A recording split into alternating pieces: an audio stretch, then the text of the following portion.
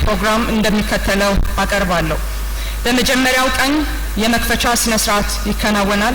በዚሁ የመክፈቻ ስነ ስርዓት ክቡር የኢፌድሪ ጤና ሚኒስተር መልእክት ያስተላልፋሉ። በመቀጠልም የአጋር ድርጅቶች ተወካይ መልእክት ይቀርባል። በዚሁ የመክፈቻ ስነ ስርዓት የእውቅና አሰጣጥ ፕሮግራም ይከናወናል። በመቀጠልም የኤግዚቢሽን ፕሮግራም በይፋ የሚከፈት ይሆናል። በከሰዓቱ መርሃ ግብር በዘርፈ ብዙ ትብብርን አስመልክቶ ገለጻ ይቀርባል። የ2011 በጀት ዓመት የጤናው ዘርፍ አፈጻጸም ሪፖርት እንዲሁም የመለስተኛና ስነ ህዝብ ጤና ዳሰሳ ጥናት ውጤት ትንተና ይቀርባል። በሁለተኛውና በሶስተኛው ቀን የስብሰባው መርሃ ግብር በተመረጡ አጀንዳዎች ላይ የቡድን ውይይት ይከናወናል። በስብሰባው የመጨረሻ ቀን መርሃ ግብር የ2012 በጀት ዓመት የጤናው ዘርፍ ዓመታዊ ዕቅድ እንዲሁም የቡድን ውይይት ማጠቃላይ ሪፖርቶች ይቀርባሉ። በዚሁ ቀን የአርነር ሃንሰን የምርምር ተቋም የ50ኛ ዓመት በዓል በይፋ ይከበራል። በመጨረሻም የክልል ጤና ቢሮዎችና የፌዴራል ጤና ሚኒስቴር የ2012 ዕቅድ ላይ የጋራ የስራ ስምምነት ፊርማ ስርዓት ያካሂዳሉ። ከዚህ በመቀጠል በፕሮግራማችን መሰረት ክቡር የኢፌድሪ ጤና ሚኒስተር ዶክተር አሚር አማን ዓመታዊ መልእክታቸውን እንዲያስተላልፉ በአክብሮት ወደ መድረክ እንዲቀርቡ ጋብዛለሁ። አመሰግናለሁ።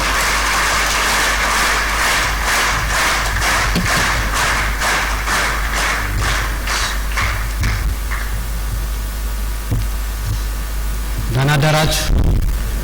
እንኳን ደህና መጣችሁ። የኔ ንግግር ያው አጭር አይደለም። የ2011ን አፈጻጸም ከዛ ደግሞ ችግሮችን ከዛ 2012 አቅጣጫ ስናገር ታገሱኝ። እንግዲህ ታገሱኝ ያላችሁ አይደል? በእኔም በንግግር ታሪክ የትልቁ ሪከርድ ነው ዛሬ ረጅም ስፒች በመናገር። ስለዚህ አብረን ሪከርድ እንሰብራለን ማለት ነው።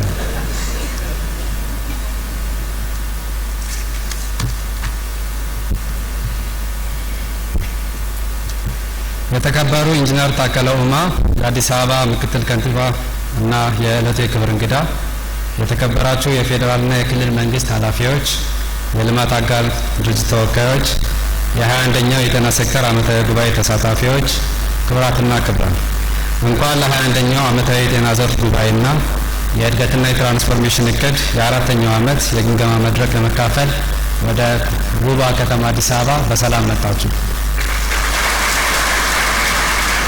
ሀገራችን ኢትዮጵያ እንደ አውሮፓ አቆጣጠር በ2025 መካከለኛ ገቢ ካላቸው ሀገሮች ተርታ በመሰለፍ ያለሰለሰ ጥረት በማድረግ ላይ ትገኛለች። ካለመው ግብ ለመድረስ ጤናማና አምራች የሆነ ዜጋ ማፍራት አማራጭ የሌለው ጉዳይ ነው። ይህም በመረዳት መንግስታችን የዜጎችን ጤና የማሻሻል ስራ ቁልፍ ተግባር አድርጎ በትጋት በመስራት ላይ ይገኛል። በዚህ ረገድ የተመዘገበው እድገት ዘላቂና አስተማማኝ ለማድረግ የጤና ዘርፍ የሚመራበትን የጤና ፖሊሲና ስትራቴጂ በመቅረፍ የዜጎች ሁሉን አቀፍ የጤና አገልግሎት ሽፋን በከፍተኛ ደረጃ ለማሳደግ ተችሏል። ይህ ጉባኤ ዘርፉ ያስቀመጣቸውን የትራንስፎርሜሽን አጀንዳዎች ምን ያክል ተተገበሩ፣ ምን ተግዳሮቶች አጋጠሙ፣ ምንስ መፍትሄ ወሰድንና መሰል ጥያቄዎችን ያነሳል። በዚህ ስብሰባ የህብረተሰባችን ደህንነትና ጤንነት የምንተገብራቸውን ዋና ዋና ጉዳዮች በጋራ የምንገመግምበት እንደዚህም በ2012 ዓ.ም የምንሰራቸውን ተግባሮች የምናጸድቅበትም ይሆናል።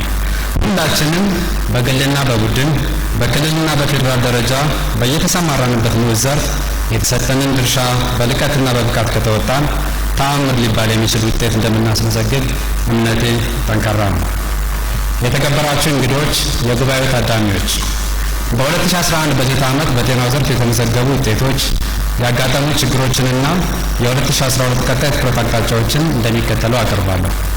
በቅርብ ይፋ የሆነው የ2019 የአውሮፓውያን አቆጣጠር መለስተኛ የስነ ህዝብና የጤና ዳሰሳ ጥናት እንደሚያሳየው 5ኛ የልደት ዓመታቸውን ሳያከብሩ የሚሞቱ ህጻናት እንደ አውሮፓ አቆጣጠር በ2016 ከነበረው 67 ሞት ከ1000 በህይወት ከተወለዱ ወደ 55 ሞት ከ1000 ወርዷል። ይህ ከፍተኛ መሻሻል የታየበት ሲሆን ለዚህ ውጤት መመዝገብ በእናቶችና ህጻናት ጤና በተከታታይ ዓመታት የተገበሩ ፕሮግራሞች መስፋፋት ከፍተኛ አስተዋጽኦ አበርክቷል። በዚህ ጥናት መሰረት የቅድመ ወሊድና የድህረ ወሊድ አገልግሎት ከፍተኛ መሻሻል ያስመዘገበ ሲሆን በሰለጠነ ባለሙያ የሚሰጠው የወሊድ አገልግሎት እንደ አውሮፓ አቆጣጠር በ2016 ከነበረው 28 በመቶ በእጥፍ በመጨመር በ2019 50 በመቶ መድረሱን ያሳያል። እንዲሁም የቤተሰብ እቅድ አገልግሎት በተመሳሳይ ወቅት ከነበረው 35 በመቶ ሽፋን ወደ 41 በመቶ በመድረስ ከፍተኛ ውጤት አስመዝግበናል። የህፃናት ጤና በተመለከተ ዋና የሚጠቀሰው የክትባት አገልግሎትም በዳሰሳ ጥናቱ መሰረት አጠቃላይ የክትባት አገልግሎት ያገኙ ህፃናት ሽፋን በ2016 ከነበረው 39 በመቶ ወደ 43 በመቶ ማደግ ችሏል። የክትባት መርሃ ግብር ከጊዜ ወደ ጊዜ ለማጠናከር ጥረት እየተደረገ ቢሆንም በሚፈለገው መጠንና ሽፋን ለማሳደግ ግን አልተቻለም። ስለዚህ ጉባኤ በዚህ ፕሮግራም ላይ የመፍትሄ አቅጣጫ እንዲያስቀምጠን እንጠብቃለን። የስርዓተ ምግብ አገልግሎት በተመለከተ የመቀንጨር መቀጨጭና ክብደት መቀነስ መለኪያዎች በየጊዜው ማሻሻል እያሳዩ ይገኛሉ። ለዚህም በመለስተኛ የስነ ህዝብና የጤና ዳሰሳ ጥናት በተገኘው መረጃ መሰረት መቀንጨር እንደ አውሮፓ አቆጣጠር በ2016 ከነበረበት 38 በመቶ ወደ 37 በመቶ፣ መቀጨጭም እንደዚሁ በተመሳሳይ ወቅት ከ10 በመቶ ወደ 7 በመቶ፣ ክብደት መቀነስ ከ24 በመቶ ወደ 21 በመቶ መቀነስ ተችሏል። በበጀት ዓመቱ የጤና ሚኒስቴርና ሌሎች ጉዳይ የሚመለከታቸው ሴክተር ሚኒስቴር መስሪያ ቤቶች በጋራ በመሆን የምግብና የስነ ምግብና ፖሊሲ በመቅረጽ በፌዴራልና በክልል ደረጃ ጸድቆ ወደ ተግባር ገብቷል። አገልግሎቱን በተለይም ደግሞ በእናቶች እና በህፃናት ዙሪያ የመጀመሪያውን 1000 ቀናት የስርዓተ ምግብ አገልግሎት፣ ቫይታሚን ኤ፣ አዮዲን እና ሌሎችም አገልግሎቶች እየተሰጡ ይገኛሉ። ከዚህ በተጨማሪ ድርቅ ሊያስከትል የሚችለውን የጤናና የስርዓተ ምግብ ችግሮችን የመከላከል ስራ ፈጣን ምላሽ በመስጠት ተከናውኗል። በ2011 በጀት ዓመት ወባ፣ ሳምባ ነቀርሳና ኤችአይቪ እንዲሁም ሌሎች ትኩረት የሚሹ ተላላፊ በሽታዎችን ለመከላከልና ለመቆጣጠርም የተለያዩ ስራዎች ተከናውነዋል። የወባ በሽታ ለመከላከል በዚህ ዓመት ከ4.6 ሚሊዮን በላይ ቤቶች የጸረ ትንኝ ኬሚካል ርጭት የተካሄደባቸው ሲሆን ከ16 ሚሊዮን በላይ የአልጋ አጎበርም ተሰራጭቷል። የወባ በሽታ ስርጭትን ለማቆም እና ለማስወገድ ወይም ደግሞ ኤሊሚኔሽን ስራዎችን በ239 ወባማ ወረዳዎች ላይ በመተግበር ላይ ይገኛል። የሳምባ ነቀርሳ በሽታ ሕክምናን በተመለከተ በበጀቱ ዓመት 98 በመቶ ህመምተኞችን ሕክምናቸውን ማጠናቀቅ የቻሉ ሲሆን 84 በመቶ ደግሞ መፈወስ ተችሏል። የጤና ሚኒስቴር፣ የክልል ጤና ቢሮና አጋር ድርጅቶች ባደረጉት ከፍተኛ ርብርብ ባለፉት ዓመታት መዘናጋት እየጨመረ የመጣውን የኤችአይቪ በሽታ ስርጭትን ለመግታት በ2020 የተቀመጠውን የ3 ንጽህናዎች ኢላማ ለማሳካት መጠነ ሰፊ ስራዎች ተሰርተዋል። በዚህም መሰረት በ2011 ዓ.ም በጀት አፈጻጸም በቫይረስ በደማቸው ውስጥ ይገኛሉ ተብሎ ከሚጠበቁ ውስጥ ራሳቸውን ያወቁ 78.5፣ ቫይረሱ በደማቸው ከተገኘባቸው መድኃኒት ይጀምራሉ ተብሎ ከሚጠበቁ መድኃኒት የጀመሩ 80 በመቶና በደማቸው ያለውን የኤችአይቪ መጠን ከ1000 ኮፒ በታች ማውረድ የተቻለውን 89 ከመቶ ማድረስ ተችሏል። በአመቱ 467769 የሚሆኑ በቫይረሱ የተያዙ ሰዎችን የጸረ ኤችአይቪ ሕክምና ክትትል ላይ እንዲያገኙ ይገኛሉ። በዚህ ረገድ ያለው አፈጻጸም ለማሻሻል በአገር አቀፍ ደረጃ ከፍተኛ የኤችአይቪ ስርጭት ያለባቸውን አካባቢዎች በመለየት ምርመራ ማድረግንና በተጠናከረ መልክ መስራት የተቀመጠውን ግብ ለማሳካት ሰፊ ስራ እየተሰራ ይገኛል። ተላላፊ ያልሆኑ በሽታዎችን መከላከልና መቆጣጠር ዙሪያ ከተሰሩ ዋና ዋና ስራዎች የምግብና የመድኃኒት ቁጥጥር ባለስልጣን በወጣው አዋጅ መሰረት የአልኮል መጠጥና የትንባሆ ቁጥጥር ሊያካተተ ሆኖ የጸደቀ ሲሆን የአዋጁ ማስፈጸሚያ ደንቦችና መመሪያዎችን በማጽደቅ ስትራቴጂዎችን በመንደፍና እንዲሁም አዋጁ ላይ የተደነገጉ ህጎችን በማስፈጸም ስራ ተጀምሯል። ከዚህ በተጨማሪ የማህበረሰብ ግንዛቤ ለመጨመር የሚረዱ የተለያዩ ስራዎች የተሰሩ ሲሆን በሁሉም ትልቅ ከተሞች በክልልን ጨምሮ በየወሩ ከተሽከርካሪ ፍሰት ነፃ ቀኖችና መንገዶችን በመወሰን እንደዚሁም በአዲስ አበባ የማስ ስፖርት በመጀመር አጠቃላይ የአድቮኬሲ ስራዎች በከፍተኛ ሁኔታ እየተከናወኑ ይገኛሉ። ለዚህም በየደረጃው ያሉ አመራሮችን በተለይም የከተማ ከንቲባዎችን ከልብ ማመስገን እፈልጋለሁ። የደም ግፊት፣ የስኳርና የአእምሮ ጤና አገልግሎት የመጀመሪያ ደረጃ ጤና አገልግሎት መመሪያ ተዘጋጅቶ በ378 ጤና ጣቢያዎች ትግበራው ተጀምሯል። ከ300 በላይ ሆስፒታሎችና ጤና ጣቢያዎች የደም ግፊት ምርመራ ነፃ አገልግሎት መስጫ ቦታዎችን በማዘጋጀት አገልግሎትን መጀመር ችለዋል። የማህፀን በር ጫፍ ካንሰር ምርመራና ሕክምና በአገር አቀፍ ደረጃ ለመስጠት 1150 መሳሪያዎች ለክልሎች የተከፋፈለ ሲሆን የጨረር ሕክምና ከሚሰጥባቸው 6 ተቋማት የሚያስፈልጋቸውን ግብዓቶች ተሟልተውላቸው ከ6ቱ መካከልም 3ቱ የማሽን ተከላ ተጠናቆ ትግበራ ለመጀመር የመጨረሻውን ዝግጅት በማድረግ ላይ እንገኛለን። በተጨማሪም ለካንሰር ሕክምና አስፈላጊ የሆኑ 50 የሚሆኑ መድኃኒቶች ሳይቆራረጡ ለማቅረብ የተቻለ ሲሆን በአንድ ማዕከል ይሰጥ የነበረውን የኬሞቴራፒ ሕክምና ወደ 11 ተቋማት የማሳደግ ስራም ተሰርቷል። የህብረተሰቡን ጤና አደጋዎች በዘላቂነት ለመከላከልና ለመቆጣጠር የሚያስችል ከፌዴራል ጀምሮ እስከ ቀበሌ ድረስ በማደራጀት የመከላከል ስራ ውጤት ያስመዘገበ ሲሆን በተለያዩ የሀገራችን ክፍሎች ተነስተው የነበሩትን ወረርሽኞች በፍጥነት የመቆጣጠርም ተችሏል። በተፈጥሮና ሰው ሰራሽ ችግሮች ሳቢያ የተፈናቀሉና የተጎዱ ዜጎች በተሰበሰቡባቸው ጊዜያዊ ማቆያ ጣቢያ ላይ መሰረታዊ የጤና አገልግሎቶችን ተደራሽ ማድረግና በግጭት ምክንያት ለተፈናቀሉ ወገኖች ከክልሎች ጋር በመሆን አስፈላጊውን ድጋፍና ክትትል በማድረግ የተለያዩ ስራዎችን ተከናውነዋል። በዚህ አጋጣሚ ደከመኝ ሰለቸኝ ሳይሉ በተፈጠረው አጋጣሚ በሙሉ ግንባር ቀደም በመገኘት የተሳተፉ የጤና ባለሙያዎችንና አመራሮችን ማመስገን እፈልጋለሁ። ጉባኤው እንደሚያመሰግንልኝ በአክብሮት ጠይቃለሁ።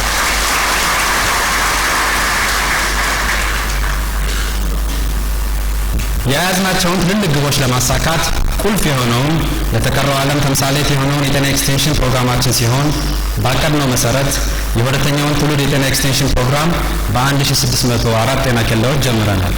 ከ23000 በላይ ጤና ኤክስቴንሽን ሰራተኞች በደረጃ አላት ስልጠና የወሰዱ ሲሆን በየጤና ኬላውም ተመድበው አገልግሎት እየሰጡ ይገኛሉ። በከተማ ደረጃም የመጀመሪያ ጤና ክብካቤ ሪፎርምን በ123 የከተማ ጤና ጣቢያዎች ላይ መተግበር ችለናል።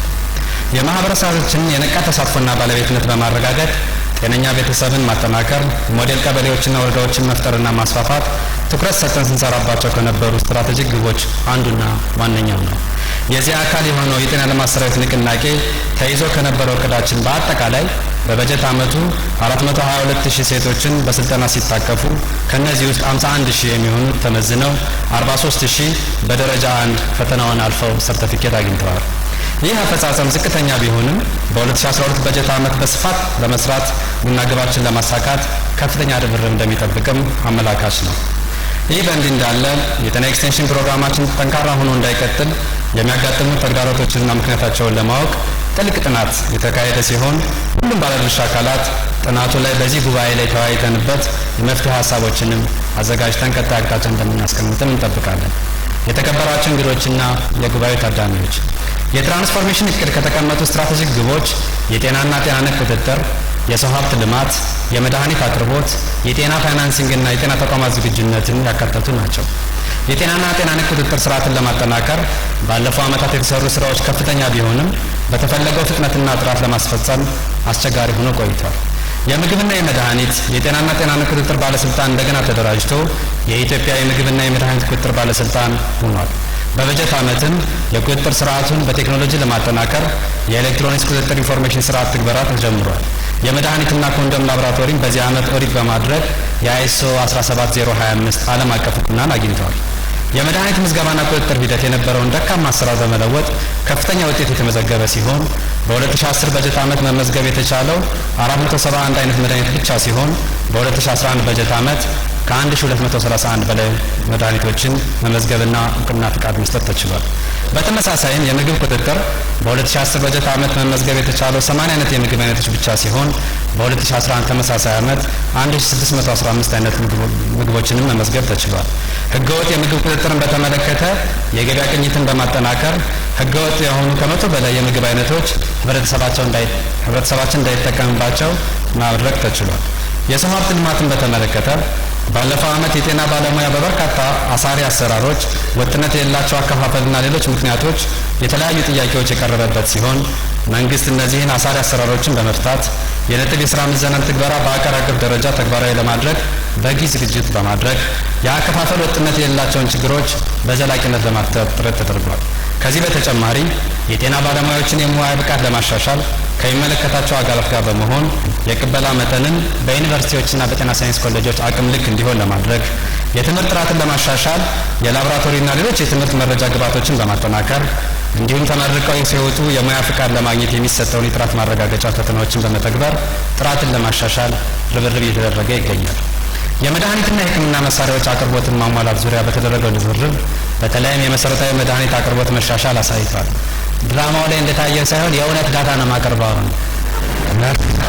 በዚህ መሰረት ባለፈው ዓመት ከነበረው የህይወት መድኃኒት አቅርቦት ከ59% ወደ 95% ማድረግ ተችሏል።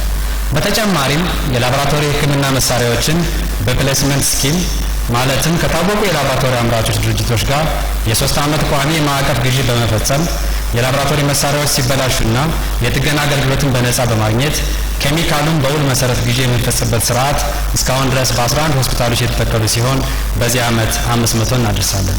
ከ380 በላይ መድኃኒቶችን የ3 ዓመት የማዕቀፍ ግዢ ውል ተፈጽሟል። ይህም ተደጋጋሚ ጨረታዎችንና የሚወስደውን ረጅም ጊዜ በማስቀራት ጥራትና ቀጣይነት ያለው የመድኃኒት አቅርቦት እንዲኖር ያስችላል። በተጨማሪም የኢትዮጵያ የመድኃኒት አቅርቦት ኤጀንሲ 19 የመድኃኒት መጋዘኖችን አሰራር በማዘመን የሲሲቲቪ እና ዶል ኢንትሩሽን ፍሪ ፕሮቴክሽን መሳሪያዎችን አስገጥመው ለአገልግሎት አውሏል።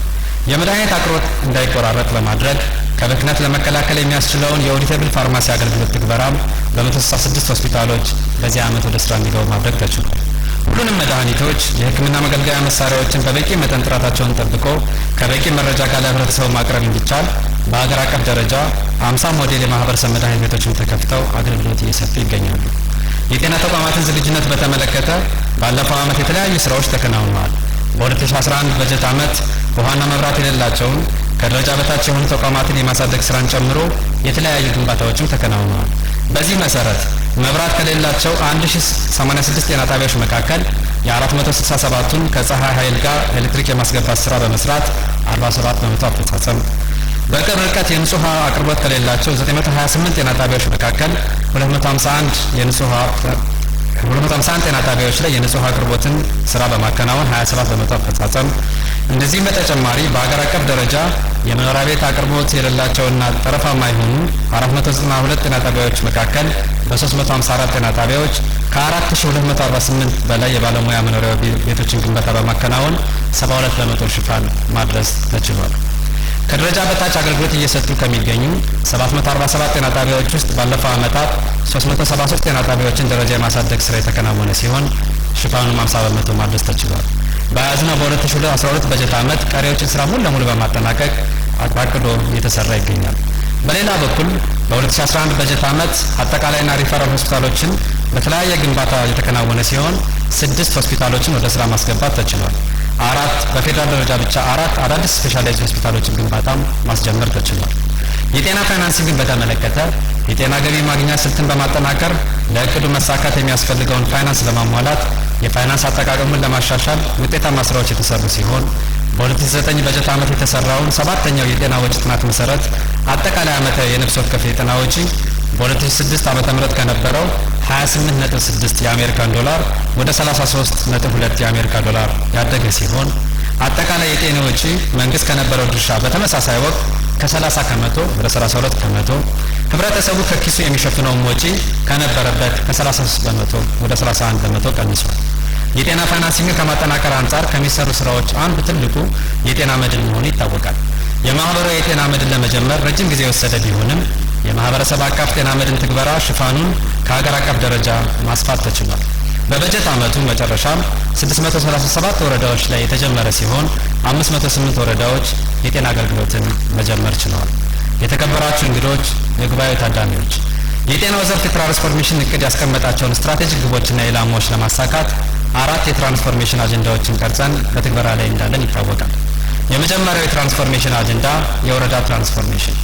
በወረዳ ትራንስፎርሜሽን መለኪያ መስፈርት መሰረት በበጀት ዓመቱ 155 ወረዳዎችን ሞዴል ለማድረግ ታቅዶ ስራዎች ሲሰሩ ቆይተዋል። ከክልሎችና በወረዳ ትራንስፎርሜሽን አፈጻጸም የተሻሉ ተብለው የተመረጡ ወረዳዎች እንዲረጋገጥላቸው በጠየቁት መሰረት በ2011 በጀት ዓመት 33 ወረዳዎች ላይ የማረጋገጥ ስራ የተከናወነ ሲሆን ከነዚህ ውስጥ 12 ወረዳዎች ሙሉ ለሙሉ ትራንስፎርም ያደረጉ ሲሆን ሌሎች 5 ወረዳዎች ደግሞ በመስፈርቱ መሰረት ከ80 እስከ 85 በመቶ በማምጣት ከፍተኛ ውጤት ማስመዝገብ ችለዋል። የወረዳ ትራንስፎርሜሽን አፈጻጸምን የተሻለ ለማድረግ በጤናው ዘርፍ ቅንጅታዊ ስራን ለማጠናከር ከሌሎች ዘርፎች ጋር የዘርፈ ብዙ አሰራርን በማሳለጥ የዘርፈ ብዙ ወረዳ ትራንስፎርሜሽን በማሳያ በአንድ ወረዳ ትግበራውን ጀምረናል። በዚህም ትምህርት ተወስዶ በቀጣይ ከመላ ሀገሪቱ የተውጣጡ 100 ወረዳዎችን የሙከራ ትግበራ የምንጀምር ይሆናል። ሁለተኛው ትራንስፎርሜሽን አጀንዳ ጥራትና ፍትሃዊነት። የሆስፒታሎችን የክሊኒካል አገልግሎት ጥራት ለማሻሻል ከህመም ነጻ የሕክምና ተቋም በመፍጠር ከ300 ሆስፒታሎችን ትግበራውን ማስጀመር ተችሏል።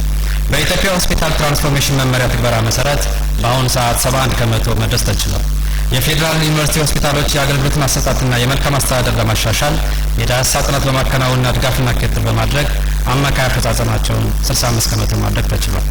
የኢትዮጵያ ሆስፒታሎች ጥምረት ለጥራት የሀቅ በማጠናከር የሶስተኛ ዙር የትኩረት አጀንዳ ሆኖ ካቺት ወይም ክሊን ኤንድ ታይምሊ ኬር ኢን ሄልዝ ፋሲሊቲ ፎር ኢንስቲትዩሽናል ትራንስፎርሜሽን በሚል መርህ የተዘጋጀውን ፕሮግራም የቅድመ ዝግጅት ስራዎችን በማጠናቀቅ ወደ ትግበራ መግባቱ፣ አገር አቀፍ የጤና ባለሙያዎችን የደንብ ልብስ አለባበስ ስርዓት መመሪያ ዝግጅት መጠናቆ ወደ ትግበራ መግባቶችም ተጠቃሾች ናቸው። መሰረታዊ የድንገተኛ ሕክምና አገልግሎት ተደራሽነትን ለማሻሻል በ155 ሞዴል ወረዳዎች የሚገኙ 710 ጤና ጣቢያዎች ላይ አገልግሎት የተጀመረ ሲሆን እንዲሁም የድንገተኛ ሕክምና አገልግሎት የቃጠሎ የመመረዝና የሪፈራል ስታንዳርድም በ60 ሆስፒታሎች መተግበር ተችሏል። በአደጋ ጊዜ አስቸኳይ ሕክምና ቡድን ወይም ዲማት በ11 ክልሎች በማቋቋምና ተግባራዊ ስልጠና በመስጠት ወደ ስራ ማስገባትም ተችሏል። የአዲስ አበባ ድንገተኛ ህሙማን ቅብብሎች ስርዓትን በማሻሻልና በማሳወቅ አጠቃላይ አፈጻጸሙን 50 ከመቶ ማድረስም ተችሏል። የቀዶ ሕክምና አገልግሎት ተደራሽነትን ለማሻሻል በአዲስ አበባ የቀዶ ሕክምና አገልግሎትን ለማግኘት ወረፋ የሚጠብቁ ህሙማንን 55 በመቶ እንዲቀንስ የተደረገ ሲሆን በክልል ደግሞ 35 ከመቶ መቀነስ ተችሏል። 32 የመጀመሪያ ደረጃ ሆስፒታሎች አገልግሎትንና አስፈላጊውን ግብዓት በማሟላት በአዲስ መልክ ስራ የጀመሩ ሲሆን የጤና አገልግሎትን ፍትሐዊነት ለማሻሻል በተለይም ደግሞ በመልክዓ ምድራዊ አቀማመጥ ምክንያት ያለውን ልዩነት ለማጥበብ የተለያዩ ስራዎች የተሰሩ ሲሆን በ2019 መለስተኛ የስነ ህዝብና የጤና ዳሰሳ ጥናት ውጤት እንደሚያሳየው ልዩነቱ እየጠበበ መምጣቱን ያሳያል። በተለይም ደግሞ በ4 አርብቶ አደር ክልሎችና በ7 ዞኖች ላይ የተሰራው ስራ ከፍተኛ ውጤት ማስመዝገብ ችሏል። ሶስተኛው የትራንስፎርሜሽን አጀንዳችን የመረጃ አብዮት። የመረጃ አብዮትን ትግበራ ለመተግበር ዲኤችአይስቱን በሁሉም ጤና ተቋማት በመተግበር የባለሙያ መረጃ ውሳኔ አሰጣጥነትን ባህል እየጨመረ እንዲሄድ በማስቻሉና አጠቃላይ የአስተዳደር ስርዓት በመጠናከሩ በቅርቡ በተካሄደው የ2019 መለስተኛ የስነ ህዝብና ጤና ዳሰሳ ጥናት በመደበኛውና በጥናት በሰርቬዎች የሚገኙ ውጤቶች ያላቸውን ልዩነት ማጥበብ ተችሏል። ለምሳሌ በሰለጠነ ባለሙያ የሚሰጥ የወሊድ አገልግሎት በ2016 ዓ.ም በተመሳሳይ ወቅት በዳሰሳ ጥናትና በሪፖርት መካከል የነበረው ልዩነት 50 ከመቶ ሲሆን በ2019 ዓ.ም አጠቃላይ የነበረው ልዩነት 11 በመቶ ዝቅ ማድረግ ተችሏል። ይህም የዓለም ጤና ድርጅት የሚያስቀምጠውን የ10 ከመቶ ልዩነት ሲታይ ከፍተኛ መሻሻልን አሳይቷል። የኤሌክትሮኒክስ የማህበረሰብ ጤና መረጃ ስርዓት በ1250 ጤና ኬላዎች መተግበር የተጀመረ ሲሆን እስካሁን ባለው አፈጻጸም ከ300 ሺህ በላይ አባወራዎችንና ማወራዎችን ከነሙሉ የቤተሰብ አባላትና የቤተሰብ የጤና ሁኔታ መመዝገብ ተችሏል። ቀጣይም ይህን ትግበራ በ7000 ጤና ኬላዎች በማስፋት 50 ከመቶ የሚሆነውን ህብረተሰብ ክፍላችንን እንሸፍናለን። የተከበራችሁ እንግዶችና የጉባኤው ታዳሚዎች ከላይ የተዘረዘሩትን ዋና ዋና ክንዋኔ ሂደቶች ውስጥ የተለያዩ ተግዳሮቶች ያጋጠሙ ሲሆን ዋና ዋናዎችን ለመጥቀስ የጤና አገልግሎት ፍትሐዊነትና ጥራት ችግር፣ የጤና ኤክስቴንሽን ፕሮግራም የማህበረሰቡን ፍላጎት ለማሟላት በሚያስችል ቁመና ለማስቀጠል ተግዳሮቶችን በፍጥነት በመለየት የማሻሻያ ስራ በጊዜው አለመስራት፣ የጤና አገልግሎት ግብዓቶች እጥረት፣ በአጠቃላይ የፕሮግራም ማሻሻያ ቢታይም አንዳንድ ፕሮግራሞች ለምሳሌ ክትባት አገልግሎት፣ የስነ ምግብ አገልግሎት፣ የስነ አእምሮ ጤና፣ ተላላፊ ያልሆኑ በሽታዎችን መከላከልና ቁጥጥር፣ የጨቅላ ህጻናት ጤንነትና የመሳሰሉት ላይ የሚፈልገውን ውጤት ማስመዝገብ አልቻሉም። በ2012 በጀት ዓመት እኒህንና ዋና ዋና ተግዳሮቶችን በመቅረፍ የተጀመሩትን ሁሉንም ፕሮግራሞች በማጠናከር ትኩረት የሚያስፈልጋቸውን ቅድሚያ በመስጠት የትራንስፎርሜሽን እቅዱን ለማሳካት ከፍተኛ ርብርብ እናደርጋለን። በቀጣይ ትኩረት አድርገን ከምንሰራባቸው ዋና ዋና ጉዳዮች አንደኛ በጤና ደረጃ የተጀመረውን የወረዳ ትራንስፎርሜሽን በማጠናከር ሙሉ በሙሉ ትራንስፎርም ያደረጉ ወረዳዎችን ማስፋት ዋናኛ አጀንዳችን ይሆናል። ከዚህም በተጨማሪ ከ11 ሚኒስቴር መስሪያ ቤቶች ጋር በጋራ በመሆን የተዋቀረውን አዲሱ የዘርፈ ብዙ የወረዳ ትራንስፎርሜሽን ጽንሰ ሀሳብ ማሳያ በማጠናቀቅ በአገር አቀፍ ደረጃ ትግበራ ይጀምራል። 2 ኤክስቴንሽንና የጤና ልማት ሰራዊት ሪፎርምን በተካሄደው ጥልቅ ጥናት መሰረት ማሻሻያዎችን በፍጥነት ተግባራዊ እናደርጋለን። 3ኛ ሁሉን አቀፍ የጤና ሽፋን ለማሳካት የሚያስችል ወጥነት ያለው የህዝቡን የጤና ፍላጎትና የሀገሪቱን አቅም መሰረት በማድረግ የተዘጋጀውን የጤና አገልግሎት ፓኬጅ ወይም ኢሴንሻል ሄልዝ ሰርቪስ ፓኬጅ ትግበራን እናስጀምራለን። 4ኛ ሁለተኛውን የ5 ዓመት የጤና ዘርፍ ትራንስፎርሜሽን እቅድ ሁሉንም ባሳተፈና በመረጃ በተደገፈ ሳይንሳዊ በሆነ አሰራር በመጠቀም እናዘጋጃለን። 5ኛ በሆስፒታሎች ያገባኛል ወይም አይ ኬር ኢምፕሩቭ ኮምፓሽኔት ኬር አክሰስ ቱ ቤዚክ ሰርቪስ ሪዲዛይን ኤንድ ኢንጌጅመንትን ትግበራ ብዙ ተገልጋዮች በሚገለገሉባቸው ሆስፒታሎች ውስጥ መሰረተ ልማትን በማሟላት የግልና የመንግስት ትብብርን በማጠናከር የአከፋፈል ስርዓትን ጨምሮ አጠቃላይ የጤና አገልግሎትን በማሻሻል ሁሉም የጤና ባለሙያዎች በስፋት በማሳተፍና ባለድርሻ አካላትን በማስተባበር ይሰራል። በተጨማሪም የጤና ባለሙያዎች በደሞዝ ብቻ ሳይሆን በሰሩት ስራ ልክ ክፍያ የሚያገኙበትን አሰራርን እናስጀምራለን። ስድስተኛ የጤና አገልግሎት ፍትሐዊና ጥራትን ለማረጋገጥ በቀጣይ በጀት ዓመት የመጀመሪያ ደረጃ የሚገኙ ሁሉም የጤና ተቋሞቻችን በሰው ኃይል፣ ውሃ፣ መብራትና የሳኒቴሽን አገልግሎት እንዲሁም በሕክምና መሳሪያዎችና መድኃኒቶች እንዲሞላላቸው ይደረጋል። ሰባተኛ ከላይ እንደ ችግር የገለጽናቸውን ፕሮግራሞች በዚህ ጉባኤ ውይይት ተደርጎባቸው የመፍትሄ ሀሳቦች እንደሚደረግላቸው ታሳቢ በማድረግ በቀጣይ ትኩረት ሰጥተን እንሰራለን። ሰባተኛ የአመራር ብቃትና አፈጻጸም ለማጠናከር ልዩ ትኩረት ይሰጠዋል።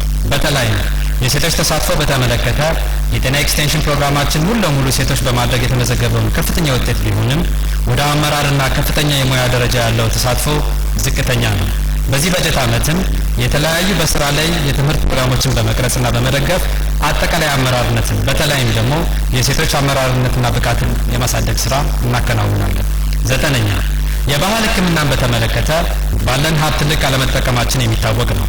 ስለሆነም በተዘጋጀው ፍኖተ ካርታ መሰረት በተቀመጠው አቅጣጫ በጥናትና ምርምር በመደገፍ ለህብረተሰቡ ጤና አዎንታዊ አስተዋጽኦ እንዲያደርግ እንዲሁም ሀገራችን በዘርፉ ተጠቃሚ እንድትሆን በትኩረት እንሰራለን።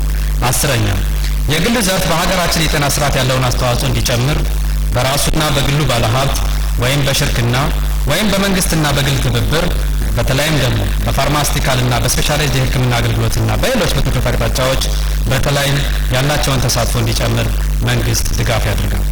ለዚህ ውጤት መመዝገብ አስተዋጽኦ ያበረከተው መላው የጤና ዘርፍ ሰራተኞች የሚያደርጉት ያላለሰለሰ ጥረት፣ የልማት አጋሮች የሚያደርጉት ድጋፍና የህብረተሰቡ የነቃ ተሳትፎ እንደሆነ ይታወቃል። ስለዚህም ለሁላችንም ምስጋና ይገባቸዋልና የጉባኤው ታዳሚ ምስጋና እንዲሰጡልኝ በማክበር እጠይቃለሁ። ለተመዘገበው ውጤት ዋና መሰረት የሆኑት የጤና አምባሳደሮቻችን የጤና ኤክስቴንሽን ሰራተኞቻችን መሆናቸው ይታወቃል። ከተለያዩ የሀገራችን ክፍሎች የተውጣጡ የጤና ኤክስቴንሽን ሰራተኞች በዚህ ጉባኤ ላይም ተገኝተዋል። የጤና ኤክስቴንሽን ሰራተኞች አንዴ ከመቀመጫችሁ እንድትነሱልኝ በአክብሮት እጠይቃለሁ። ሁላችሁም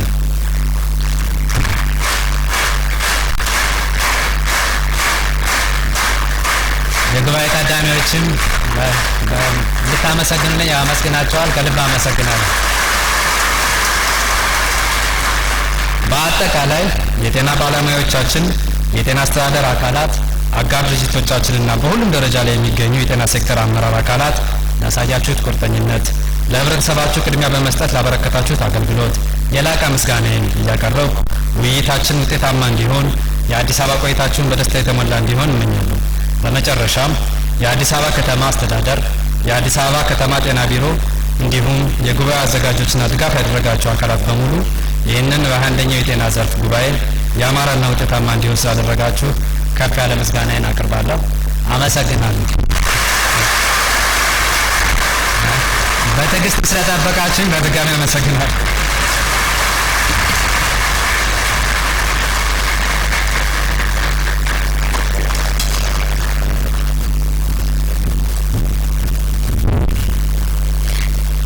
ክቡር ዶክተር አሚር በጣም እናመሰግናለን። እኛም እሺ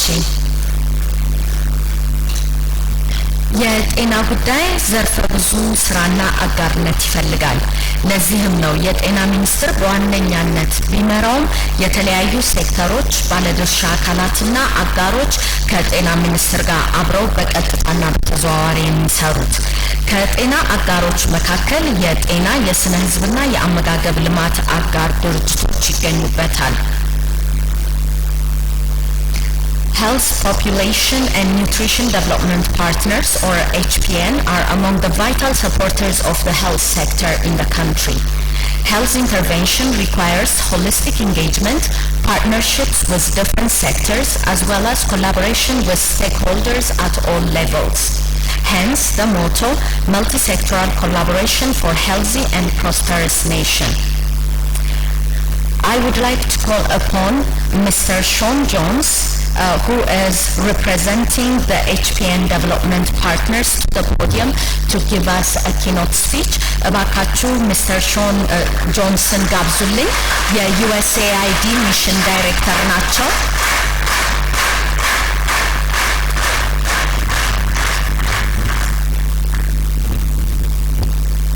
Good morning, everyone. Your Excellency, Minister of Health, Dr. Amir Aman, thank you for hosting all of us today, as well as Your Excellency, Engineer Tekeli Uma, for hosting us in your beautiful city that I also call my home, among many of you. Honorable state ministers from various parts of the government of Ethiopia, representatives and colleagues from the Ministry of Health, regional health bureau heads, other government agencies, distinguished guests, ladies and gentlemen. Again, thank you and good morning. It is my pleasure to be here today to represent Ethiopia's international partners. I'm representing the Health and Population and Nutrition Development Partners of Ethiopia. On their behalf, let me thank the Honorable Minister and all of your colleagues at the Ministry of Health for inviting us here to be a part of this annual review meeting and for allowing us to be your partners in the collective efforts to improve the health and well-being of Ethiopians across this beautiful country. The Health, Population, and Nutrition, or HPN, Development Partners are a very large group. We represent more than 25 bilateral donors, as well as 6 multilateral partners and private foundations. Also, NGOs that are active in the health sector are also represented as observers during our monthly meetings. Together, we represent here today we are a committed partnership of the Ethiopian people to help achieve its goals in the health sector transformation plan and to alleviate and mitigate health and nutrition emergencies. Ethiopia's friends have a variety of ways of supporting the health sector, whether it is through budget support, pooled funding mechanisms, project support and technical assistance, and sometimes through in-kind donations or private sector partnerships. Regardless of our modality, it is our collective goal to not only see Ethiopia become a healthier and more prosperous nation, but to do so increasingly with its own investments. Whether this is through innovative tax schemes, as some countries have done, or resource allocation is made possible by revenue retention and health insurance membership fees, as you have done here in Ethiopia, or whether the path forward includes increased private sector engagement or other approaches to domestic resource mobilization. We fully support the efforts that are required to increase Ethiopia's investment in the health sector and to support all of you. These investments in health also pay economic dividends. Healthy and well-nourished people are better able to contribute to this country's growing economy. And in turn, a stronger economy will make it possible for greater investments in health services in the future. In reading the new report from the National Health Accounts Assessment, we congratulate the government on its steadily increasing investments in health, and note that the government spending as a percentage of total expenditures has increased relative to donor and patient out-of-pocket expenditures. And to put some numbers to this, in real terms, it means that government expenditures has increased by 25% between 2014 and 2017. And this may be due to health being prioritized through pro-poor policies of the Ethiopian government, which sees 70% of overall government expenditures going to the 5 pro-poor sectors of agriculture, education, roads, water, and of course health. As other parts of the government assume their responsibilities for investments in basic services to Ethiopia's citizens that ultimately contribute to health outcomes, we hope to see that scarce funding, health funding, will be refocused on increasing quality and services and to supporting all of you in the work that you do. We applaud these efforts and hope that this positive trend continues. We also recognize the importance of revenue retention in supporting health facilities, and we are working together to scale up community-based health insurance, which serves not only to protect the consumer, but also helps to increase the health sector budget.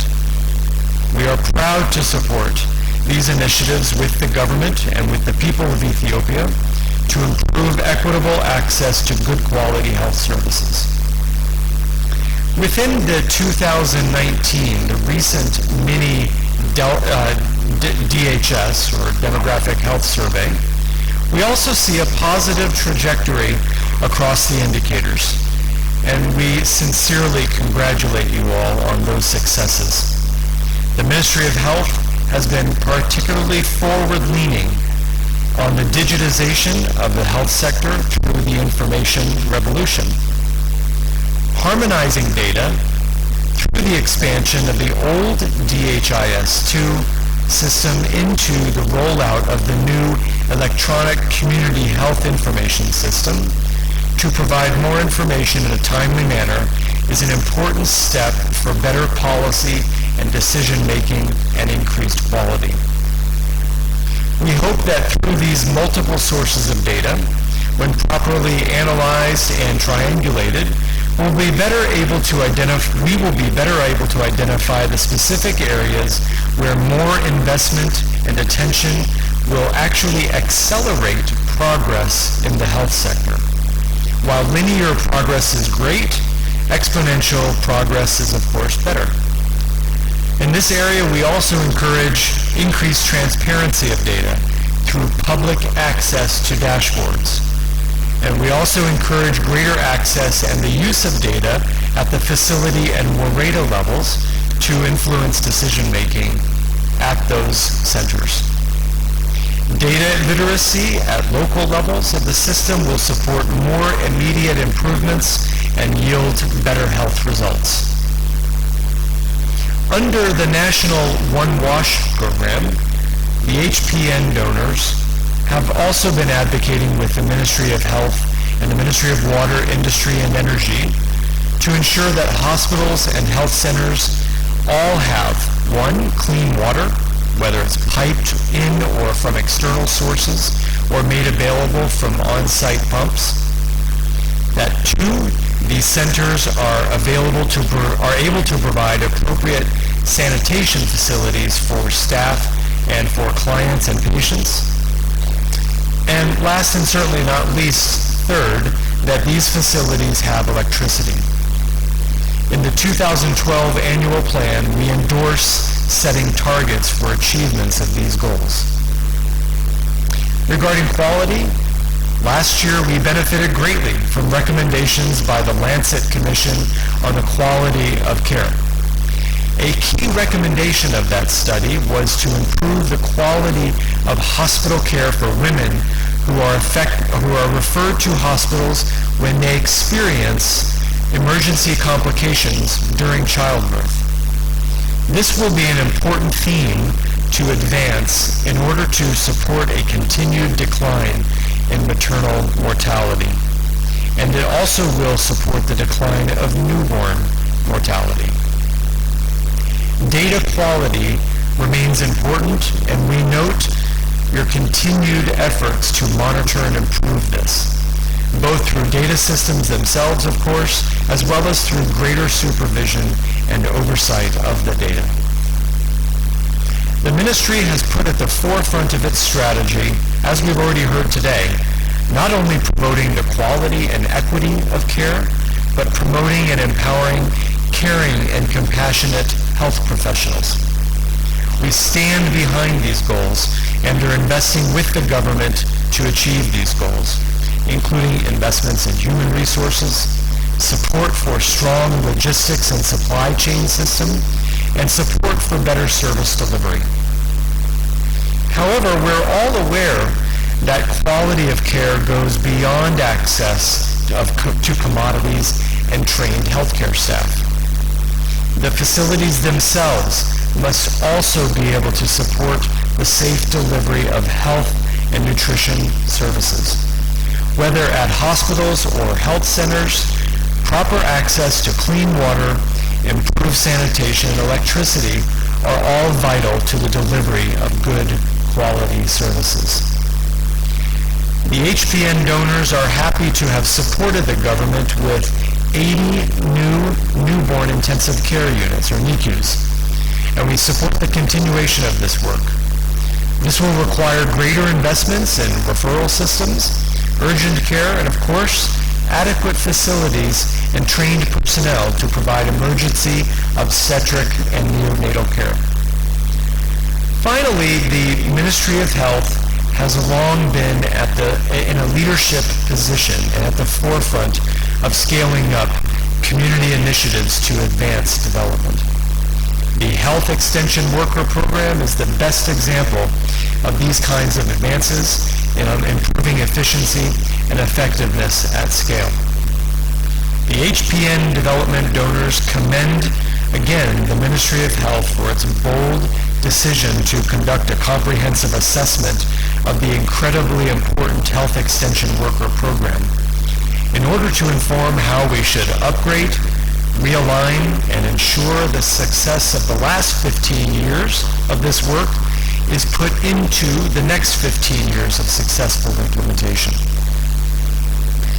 Also, the Ministry of Health's Wareda Transformation Initiative is a wonderful advancement, and it is now being applied across various sectors. This kind of multi-sectoral leadership and this approach is essential to achieving health and nutrition outcomes at all levels. This is why the HPN development partners appreciate the theme of this annual meeting this year, the multi-sectoral collaboration for a healthy and prosperous nation. In that vein, we support His Excellency the Minister of Health's clear vision on multi-sectoral investments, and we encourage the government of Ethiopia to prioritize the following multi-sectoral areas. First, nutrition. While stunting rates among children under the age of 5 have declined from 58% in 2000 to 37% in 2018, they still remain relatively high compared to other countries worldwide. Government commitment, fortunately, remains high, as does that of the HPN partners. So it is essential to expedite the implementation of the recently endorsed National Food and Nutrition Policy and strengthen the multi-sectoral approach to further reduce stunting across Ethiopia. Second, multi-sectoral priorities must include WASH. We have the capacity to lead in ensuring access to proper water, sanitation, and hygiene in health facilities, and supporting this at the community level along with promoting healthy, hygienic behaviors and supporting community-based initiatives to end open defecation. Third, advancing the One Health approach with the Ministry of Agriculture and Environment and Wildlife Authority to ensure that diseases of zoonotic origin are prevented, treated, and contained before they impact human health. This platform will also help mitigate recurrent outbreaks within the country. And finally, girls' education is a known driver in shaping the health status of mothers and children and shaping their health-seeking behaviors, not only for them, but for their entire families. We encourage the development of a structured collaboration with the Ministry of Education to increase female literacy programs and increase school attendance for girls. Now, rest assured, this is ambitious and it remains ambitious, but Ethiopia has proven that it is a leader of these areas. And the international community will remain in strong partnership, and it remains committed to supporting these priority areas with you. In closing, I want to express again the gratitude on behalf of the international community and the health partners for fully including us in this annual review meeting. There are significant achievements that the Ethiopian people can be very, very proud of. And indeed, there is work that remains to be done. We thank the Honorable Minister and all of your counterparts within the Ministry of Health and the regional health bureaus who are gathered here today for your excellent leadership and stewardship of this strategic vision, and for allowing us to be your trusted partners. We are pleased that all parts mentioned in my remarks today are featured prominently in the Ministry of Health's strategic vision moving forward. We pledge our unwavering support, and we look forward to continuing to work closely with all of you to advance better health for all Ethiopians, so that each and every mother, father, and son and daughter have a better opportunity for a brighter and more prosperous future. Thank you all very much.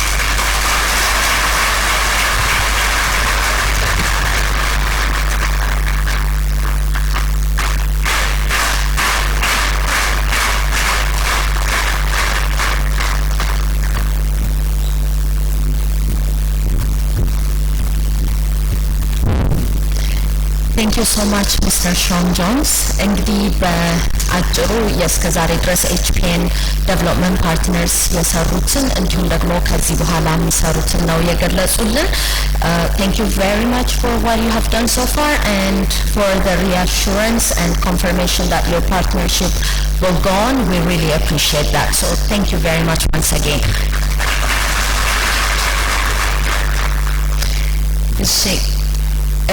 እንግዲህ አሁን የሽልማት ስነ ስርዓት ልናደርግ ነው። በጤናው ዘርፍ በጣም በብዙ መልኩ ብዙ ሰዎችና ድርጅቶች አስተዋጽኦ አድርገዋል። ኢትዮጵያ አሁን የደረሰችበት የጤና ደረጃ ላይ ወይንም የእድገት ታበረከት እንድታገኝ በጣም ብዙ ሰዎች አስተዋጽኦ አድርገዋልና ማመስገን ስለተፈለገ እነሱን ሽልማት ልንሰጥ ነው። ስለዚህ በተለያዩ ዘርፎች ሽልማት ይኖረናል። የመጀመሪያው ዙር ተሸላሚዎችን እንገልጻለን። አቶ አስፋው ወደዚህ ናልኝ እባክህ።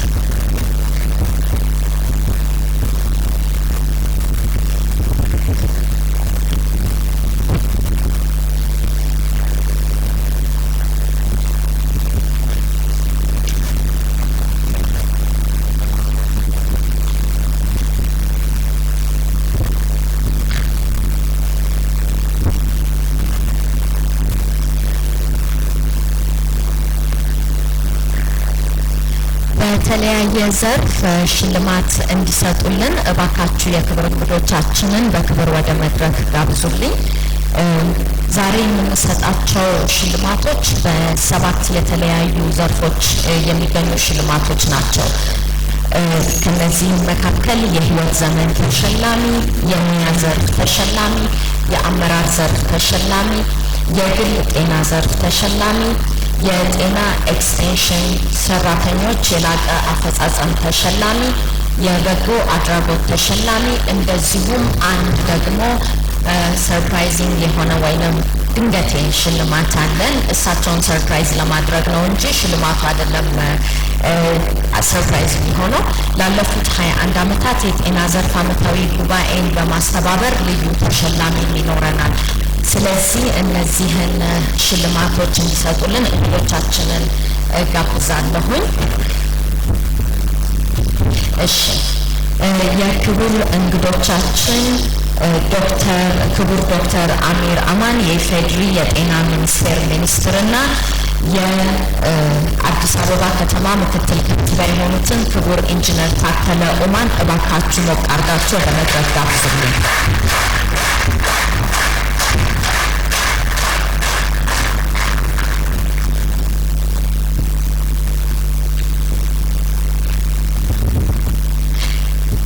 የመጀመሪያው ተሸላሚ የሚሆኑት የህይወት ዘመን የላቀ ሙያ አገልግሎት ተሸላሚ በሚለው ዘርፍ ነው። በዚህ ዘርፍ የሚሸለሙት ባለሙያ በህይወት ዘመናቸው የስራ እድሜያቸውን ያሳለፉት በጤና ላይና ለህዝብ ያላሰለሰ አገልግሎት በመስጠት ነው። ከዚህም በተጨማሪ በጥናትና ምርምርም ከፍተኛ አስተዋጽኦ አድርገዋል። እሳቸውም አቶ አበበ በቀለ በላይነህ ናቸው። አቶ አበበ በቀለ በ1976 ዓ.ም በምግብ ባለሙያነት በኢትዮጵያ የምግብ ምርምር ኢንስቲትዩት በአሁኑ የኢትዮጵያ ህብረተሰብ ጤና ኢንስቲትዩት ስራ ጀምረዋል። የሁለተኛ ዲግሪያቸውን ሄልት ሰርቪስ ሪሰርች ኔዘርላንድስ ከሚገኘው የራምሰንስ የሕክምና ትምህርት ቤት አግኝተዋል። በቀድሞው የኢትዮጵያ የምግብ ጥናትና ምርምር ኢንስቲትዩት የምግብ ጥናት ምርምር የስልጠና ቡድን ኃላፊ አፕላይድ ፎርሙላ ኒውትሪሽን ዲፓርትመንትና የኢኮኖሚክ ኮሚኒቲ ሊደር በመሆንም አገልግለዋል። ከ19 በላይ የምርምር ስራዎች ላይ የተሳተፉ ሲሆን ከእነዚህ ውስጥ 4ቱ በእሳቸው የተመራ ነበሩ። በሀገር አቀፍ ደረጃ የተሰሩ የተለያየ ጥናቶችን እንደዚሁ አስተባብረዋል፣ መርተዋል። በአሁኑ ወቅትም በመሪ ተመራማሪነት የኢትዮጵያ የህብረተሰብ ጤና ኢንስቲትዩት የስነ ጤናና ስነ ተዋልዶ ምርምር ዳይሬክቶሬት ዳይሬክተር በመሆን በማገልገል ላይ የሚገኙ ሲሆን በጤናው ዘርፍ ልማት የህይወት ዘመን ለተደረገ የላቀ የሙያ አገልግሎት የዘንድሮ ዓመት የህይወት ዘመን የላቀ የሙያ አገልግሎት ተሸላሚ ሆነው ተመርጠዋል።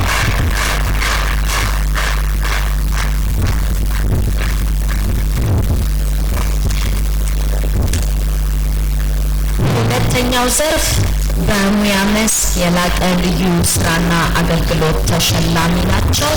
እንግዲህ በስራቸው በተለያየ የስራ አገልግሎት ደረጃ በጣም የላቀ አገልግሎት የሰጡ ተሸላሚያችን ዶክተር አሸብር ጌታቸው ናቸው። ዶክተር አሸብር ጌታቸው የህማፀንና ጽንስ ኮንሰልታንት ሜዲካል ስፔሻሊስት ሲሆኑ ላለፉት 31 ዓመታት በተለያዩ የመንግስትና የጤና ተቋማት ውስጥ በጥናት የተደገፈና ጥራት ያለው ሕክምና አገልግሎት በመስጠት በሙያቸው በስትራቴጂና እቅድ ዝግጅት የተሳተፉ በተለያዩ የስራ መስኮችን በኃላፊነት ያገለገሉ ናቸው። በጅማ ዩኒቨርሲቲ ስፔሻላይዝድ ሆስፒታል ጠቅላላ ሐኪም ሆነው ሰርተዋል። በአዲስ አበባ ዩኒቨርሲቲ ኦብስትሪክና ጋይነኮሎጂ ዲፓርትመንት በፕሬዝዳንትነትም እንደዚሁ አገልግለዋል። አሁን ደግሞ በጋንዲ መታሰቢያ ሆስፒታል በሐኪም ሆነው በማገልገል ላይ ይገኛሉ። በ1982 ዓ.ም በዲማ የስደተኞች ካምፕ ጠቅላላ ሐኪም በመሆንም አገልግለዋል። በአገር አቀፍ ደረጃ ከ5 በላይ ጋይድላይኖችን በማዘጋጀትና 7 ትላልቅ የእናቶች ጤናን የተመለከቱ ፕሮጀክቶችን በኃላፊነት የመሩ ናቸው። የእናቶችና ጤና አገልግሎት እንዲሻሻልና በፖሊሲ የተደገፈ እንዲሆን ከፍተኛ ግፊት ከማድረጋቸው በተጨማሪ ለሚወጡት ፖሊሲዎችን በማማከር ሰርተዋል። ከ1996 ዓ.ም ጀምሮ እስካሁን ድረስም በአዲስ አበባ ዩኒቨርሲቲ ስኩል ኦፍ ሜዲሲን ረዳት ፕሮፌሰር በመሆን በመምህርነትም እያገለገሉ ይገኛሉ። ከ29 በላይ ሀገር አቀፍና ዓለም አቀፍ ጥናትና ምርምሮችን በመሳተፍ ከ15 በላይ የሚሆኑትን ደግሞ በዓለም አቀፍ ጆርናሎች ላይ ማሳተም ችለዋል። የጤና ሚኒስቴር የዘንድሮ ዓመት በጤናው ዘርፍ ልማት በሙያ መስክ ለተደረገ የላቀ ልዩና ስራና አገልግሎት ተሸላሚ ሆኖ ሲመርጣቸው ታላቅ ደስታ ይሰማዋል።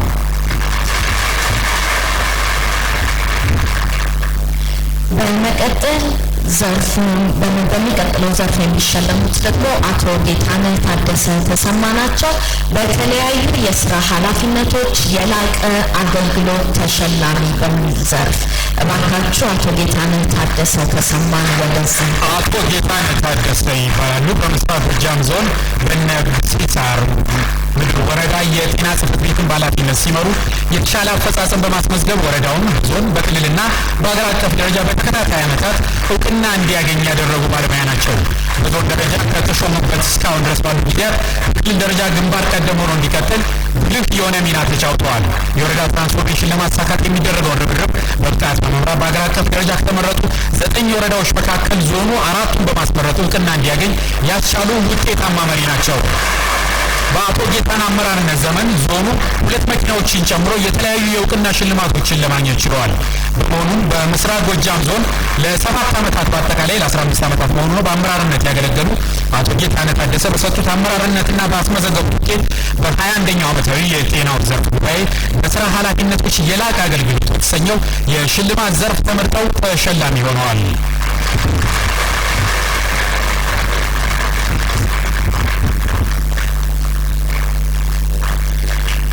የጤና ዘርፉ ውጤታማ እንዲሆን ከመንግስት ጎን ለጎን ያላሰለሰ ጥረት የሚያደርጉ የተለያዩ የግል ተቋማት አሉ።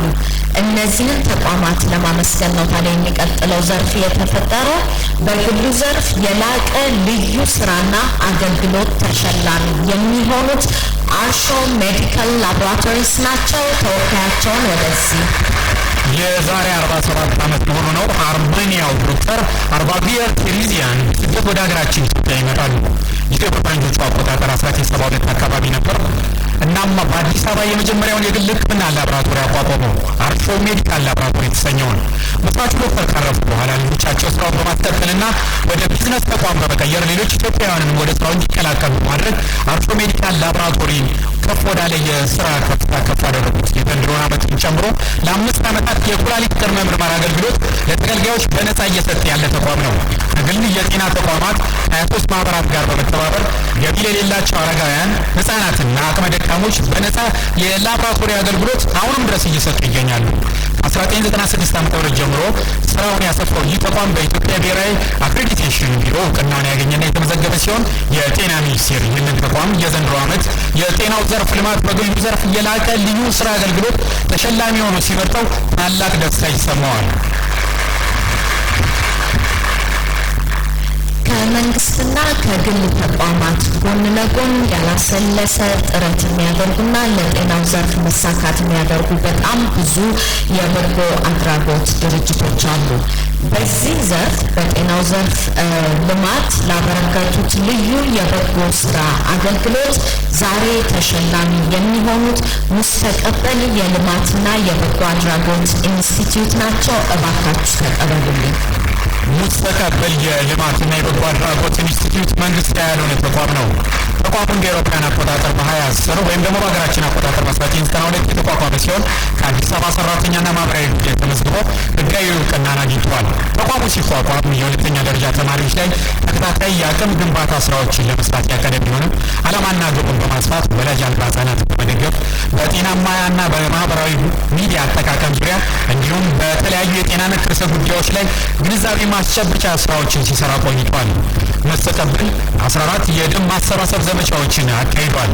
በእነዚህ 14 ዙር የደም ማሰባሰብ ዘመቻ ከ5999 ዩኒት በላይ ደም ማሰባሰብ ተችሏል።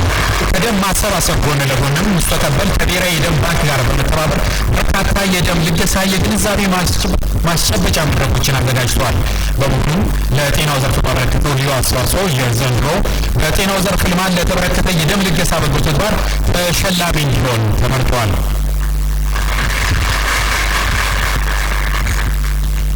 ዓመታዊው የጤና ዘርፍ ልማት ጉባኤ የጤና ዘርፍ ጉባኤ ዘንድሮ 21ኛ ጊዜ ነው ሲደረግ።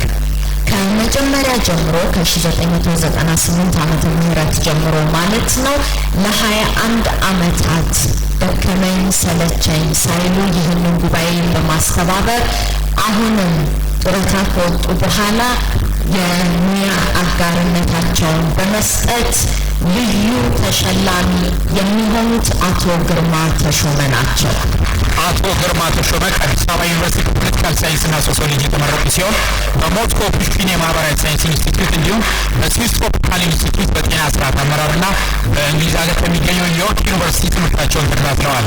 በ1972 ዓ.ም በጤና ሚኒስቴር የተቀጠሩ ሲሆን ከ1976 እስከ 78 ባሉት ጊዜያት በሚኒስቴር መስሪያ ቤቱ በቴክኒክና ተራድኦና ዓለም አቀፍ ግንኙነት ጽሕፈት ቤት ኃላፊና በሌሎችም ደግሞ የስራ ቦታዎች ላይ በኃላፊነት ቦታ አገልግለዋል። አቶ ግርማ በጤና ሚኒስቴር በተለያዩ ስራ ኃላፊነት ቦታዎች ያገለገሉ ሲሆን ከሰሯቸው በርካታ ስራዎች መካከል የጤናው ዘርፍ ልማት መርሃ ግብር ሲነደፍ የቴክኒክ ግብረ ኃይል አባል በመሆን እንዲሁም የኤችሲዲፒ ዋን ሚድተርም ሪቪው ኤንድ ፋይናል ኢቫሉዌሽን አስተባባሪ በመሆን የሰሯቸው ስራዎች ከብዙዎቹ ተጠቃሾች ናቸው። አቶ ግርማ በስራ ዘመናቸው ኢትዮጵያ ከደብሊውኤችኦ ኢስተርን ሜዲትራኒያን ሪጂናል ኦን አፍሪካ ሪጂናል ኦፊስ ከኢስተርን ሜዲትራኒያን ሪጂናል ወደ አፍሪካ ሪጂናል ኦፊስ እንድትዛወር ጥናት አካሂደው ለመንግስት ሀሳብ ያቀረቡ ሲሆን በዛን ወቅት የኤክስፐርት ቲም ቡድን መሪ ሆነው አገልግለዋል። አቶ ግርማ ጡረታ ከወጡ በኋላም የኢትዮጵያን ሄልዝ ኤክስቴንሽን ፕሮግራም ፕሮፋይል በማዘጋጀት የዘርፉን ሆርሞናይዜሽን አሰስመንት ስተዲ በማካሄድና አክሽን ፕላን በማዘጋጀት እንዲሁም በፕላኑ መሰረት ሄልዝ ፕሮፋይል መቋቋሚያ ጥናት በማቅረብና በሌሎችም ታላላቅ ስራዎች ላይ ተሳትፎ አድርገዋል። በመሆኑም የጤና ሚኒስቴር የዘንድሮ ዓመት ልዩ ሽልማት ተሸላሚ እንዲሆኑ መርጧቸዋል።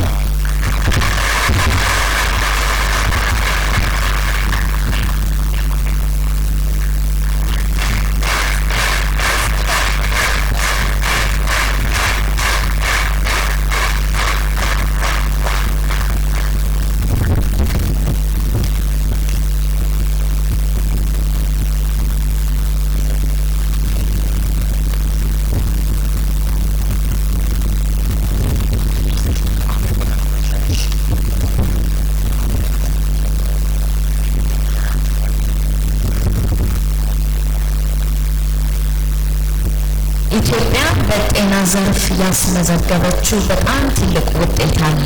ከዚህ ውጤት ጀርባም ፊትም የጀርባ አጥንት ሆነው የሰሩ እናም ውጤታማ እንድንሆን ከፍተኛ አስተዋጽኦ ያደረጉት የጤና ኤክስቴንሽን ባለሙያዎች ናቸው።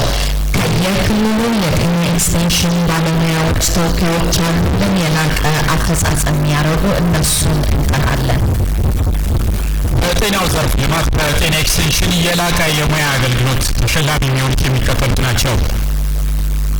ወይዘሮ ደገና አብዲ ከሶማሌ ክልል፣ አሻ ሁሴን ከኦሮሚያ ክልል፣ አዳነች ጸጋ ከአማራ ክልል፣ ሲስተር ሰርካለም ከተማ ከአዲስ አበባ ከተማ አስተዳደር፣ ጤናዬ ሲሳይ ከደቡብ ክልል፣ ወይዘሮ ሁሴኒያ አህመድ ከሐረሪ ክልል፣ ወይዘሮ አንሻ አህመድ ከቤንሻንጉል ጉሙዝ ክልል፣ ሲስተር ቅዱሳን ብርሃን ከትግራይ ክልል፣ ጽዮን አብነት ከድሬዳዋ ከተማ አስተዳደር፣ እጅጋየው አስፋው ከጋምቤላ ክልልና ከዲጃ ሙክታር ከአፋር ክልል ናቸው።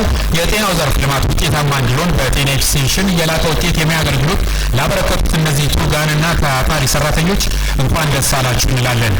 ሁላችሁም አንድ ላይ ኑልን። ስማችሁ የተጠራ የጤና ኤክስቴንሽን ባለሙያዎች ሁላችሁም አንድ ላይ ወደ መድረክ ኑልን።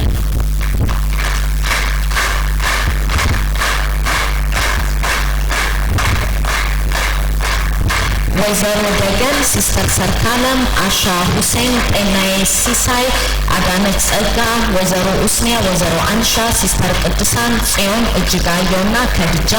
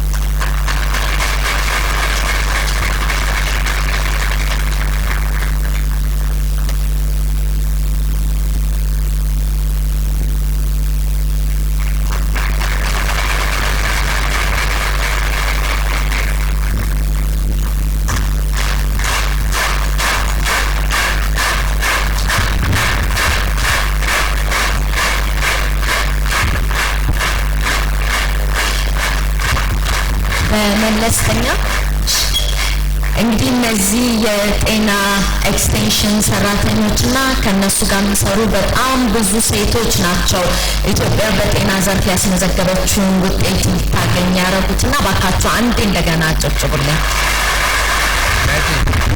ሰርፕራይዝ አለኝ ስላሉ ከንቲባ አይሰሩ ከዶክተር አሚር ጋር አንድ ነገር ስናወራ በተለይ ለአዲስ አበባ ከተማ ነዋሪዎች ይሄኛው መልካም ስራ ስለሰራችሁ ለአራት ሰዎች ማለት ነው። ስማችሁ ማለት ነው። አንደኛው ሰርካለም ናት። ሰርካለም አቶ ግርማና ዶክተር አሸፍ ከዶክተር ጋር የተነጋገርነው እኛ ቤት እናቀርባለን አንተ ክፍሉን ትፈጽማለህ ብየዋለሁ። ቤት ተሸልመዋል ማለት ነው። አዲስ አበባ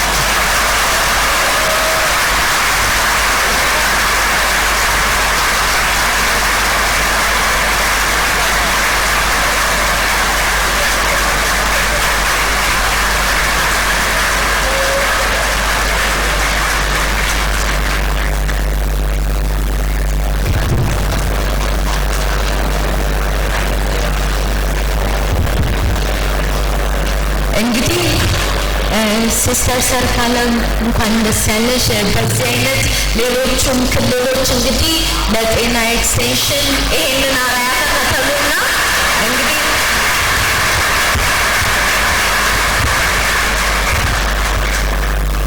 ፈጣሪ ያክብርልን። በእነሱ ስም ሆኜ እኔም አመሰግናለሁ። እንድነት ታከለ በመለስተኛና ስነ ህዝብና ጤና ዳሰሳ ጥናት የተለያዩ ውጤቶች ተገኝተዋልና አሁን ቶሎ ብለን ደግሞ የሚቀጥሉትን ተሸላሚዎቻችንን እንድንሸልም ይሁን።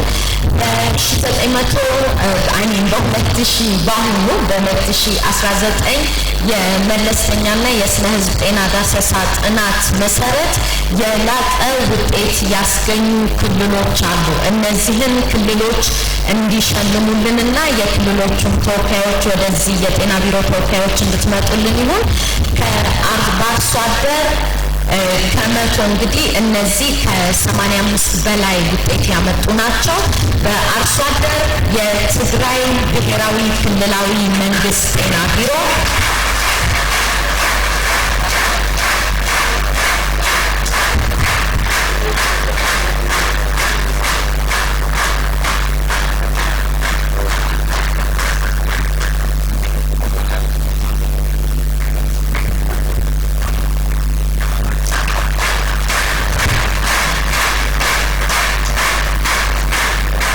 በመለስተኛ የስነ ህዝብና ጤና ዳሰሳ ጥናት ውጤት የላቀ አፈጻጸም ያስመዘገበ የአርብቶ አደር ክልል ቤኒሻንጉል ጉሙዝ ብሔራዊ ክልላዊ መንግስት ጤና ቢሮ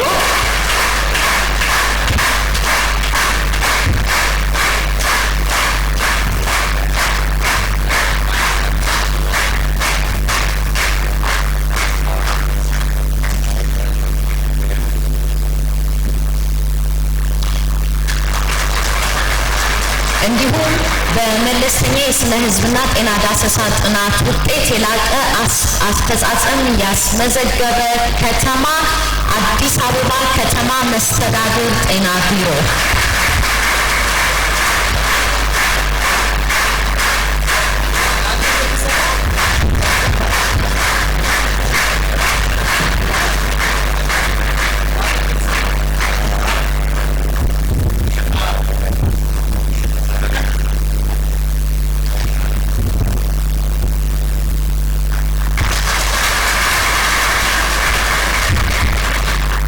በ2016 ዓመተ ምህረት መለስተኛ የስነ ህዝብና ጤና ዳሰሳ ጥናት ተደርጎ ነበረ። ከ2016 እስካሁን 2019 ድረስ በተገኘው ጥናት መሰረት የላቀ አፈጻጸም ያስመዘገቡ ወይም የላቀ መሻሻል ያስመዘገቡ ክልሎች የምንሸልመው በአርሶ አደር ክልል ኦሮሚያ ብሔራዊ ክልላዊ መንግስት ጤና ቢሮ የላቀ መሻሻል አስመዝግበዋል።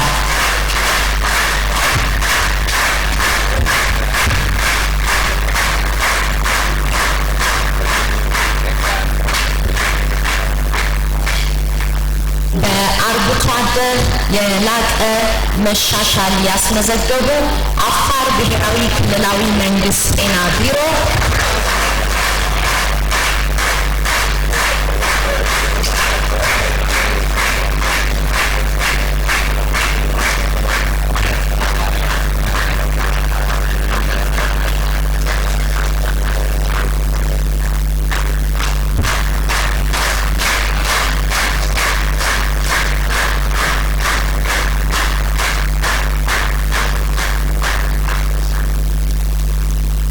እንዲሁም በአርብቶ አደር የቤንሻንጉል ጉሙዝ ብሔራዊ ክልላዊ መንግስት የጤና ቢሮ ልክ እንደዚሁ በመለስተኛ የስነ ህዝብና ጤና ዳሰሳ ጥናት የላቀ መሻሻል ያስመዘገበ ክልል ነው ቤንሻንጉል ጉሙዝ ብሔራዊ ክልላዊ መንግስት።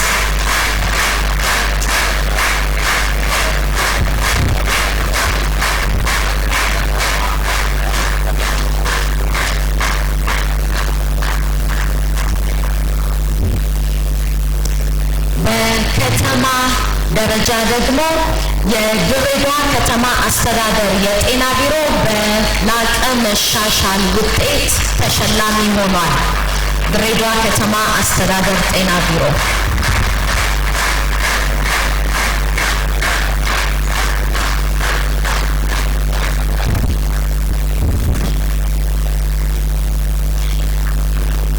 ከዚህ በመቀጠል ደግሞ በወረዳ ትራንስፎርሜሽን ትግበራ ሞዴል ወረዳዎች 85% እና ከዛ በላይ ያመጡ 12 ወረዳዎችን እንጠራለን።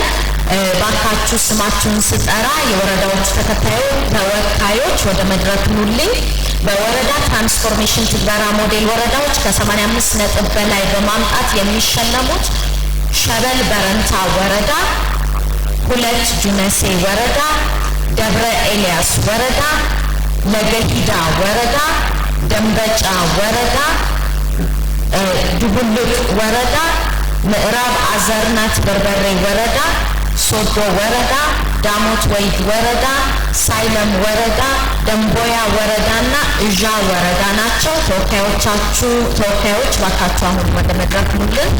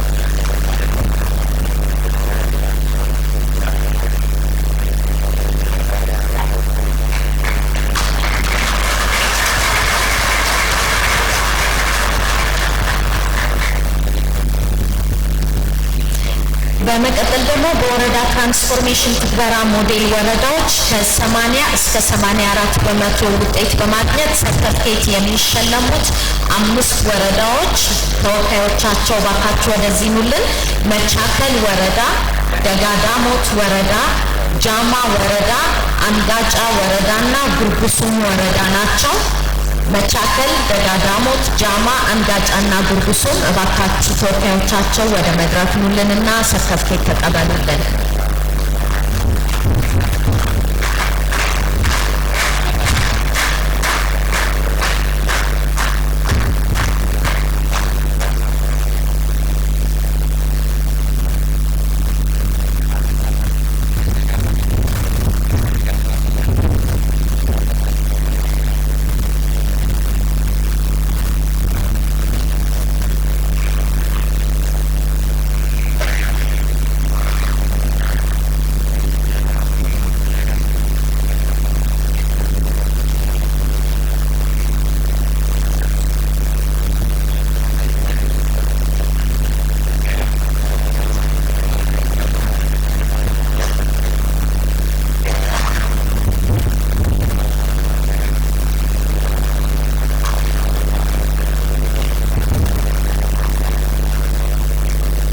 በመጨረሻም በጤናው ዘርፍ ልማት በወረዳ ትራንስፎርሜሽን የላቀ አፈጻጸም ያስመዘገቡ ክልሎችን ነው የምንሸልመው።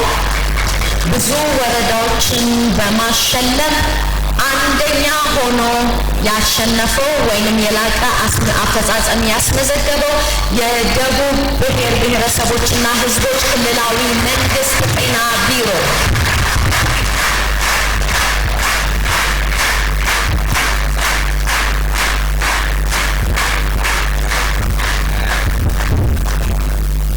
በጤናው ዘርፍ ልማት በወረዳ ትራንስፎርሜሽን የላቀ አፈጻጸም በማስመዝገብና ብዙ ወረዳዎችን በማሸለም ሁለተኛ የወጣው የአማራ ብሔራዊ ክልላዊ መንግስት የጤና ቢሮ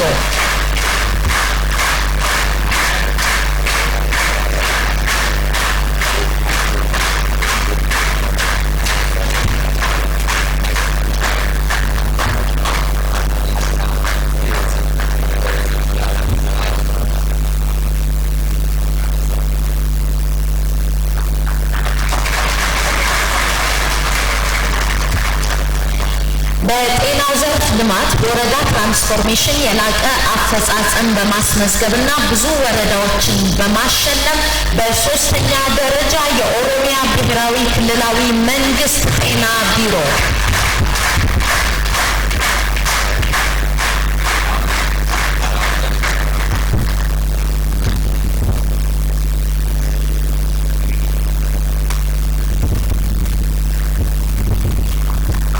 ተሸላሚዎች ሁሉ እንኳን ደስ ያላችሁ። የክብር እንግዶቻችን ዶክተር ተገኔ እባክህን የክብር እንግዶቻችንን በክብር ኤግዚቢሽኑን እንዲከፍቱ አርግልን።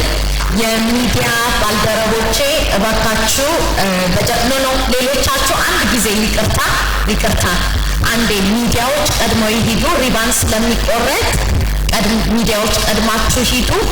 የክብር እንግዶቻችን ክቡር ዶክተር አሚርና ክቡር ኢንጂነር ታከለ ይቆርጡልናል። ኤግዚቢሽኑን ካየን በኋላ የሻይ ስነ ስርዓት የሚኖረው ፊት ለፊት ያለው በሩም ውስጥ ነው። የሻይ ሰዓታችን 20 ደቂቃ ነው። በ20 ደቂቃ ውስጥ ተመልሰን መተን ፕሮግራማችንን እንቀጥላለን። እናመሰግናለን።